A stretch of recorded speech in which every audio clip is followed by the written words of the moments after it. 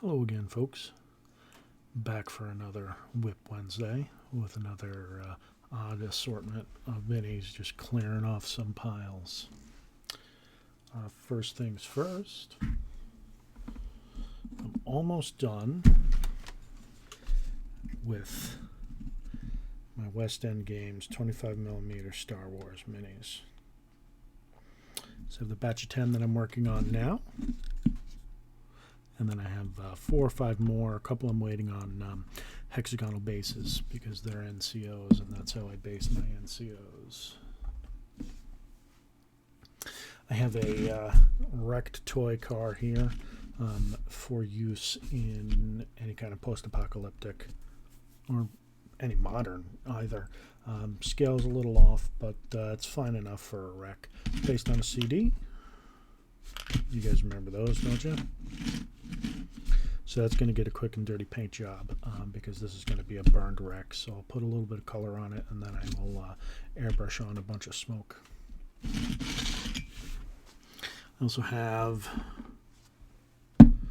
25mm Ground Zero Games kind of delivery van vehicle.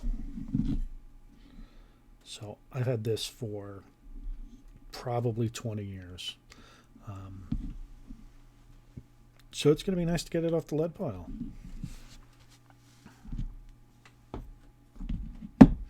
I have a small assortment here of crates that I don't know where I got from, but I've had them for 7 or 8 years. I've had these before I moved into the apartment I'm in now. That's how I know. And then these are from Mantic. I got these at the same time that I got a bunch of their Walking Dead scatter terrain on clearance. I forgot what sci-fi ball game they have, but that's what these are from. And then, of course, a couple of more crates for scatter terrain from them. And then I have 2 batches of Velociraptors here. These are WIP Kids Velociraptors. They're smaller. The nice part is they are intended to fit into a 25mm or a 1-inch hex.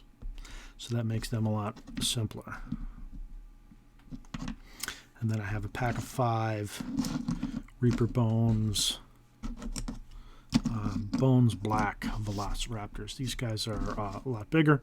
They do fit on a 25x50 pill base here, so I guess that probably makes them medium creatures in D&D. I'm not as fond of these. They don't have the details very soft, but they do come in 5 different poses, which is nice, whereas the Whiz Kids only come in the 2 poses, so it does add a little bit of variety. The unfortunate thing about this batch of minis is this is the second time I've painted them. The first time I got them all done, and then I went to spray matte varnish on it, and there was still some primer in my airbrush. So instead of being varnished, they got a giant haze of white primer on them. So I finally got around to stripping them and re-spray painting them. I'm going to put black or dark gray, maybe rings around these red stripes, and then go at it with a couple of dry brushes. So they'll look nice, and they will finally be off of the lead pile again.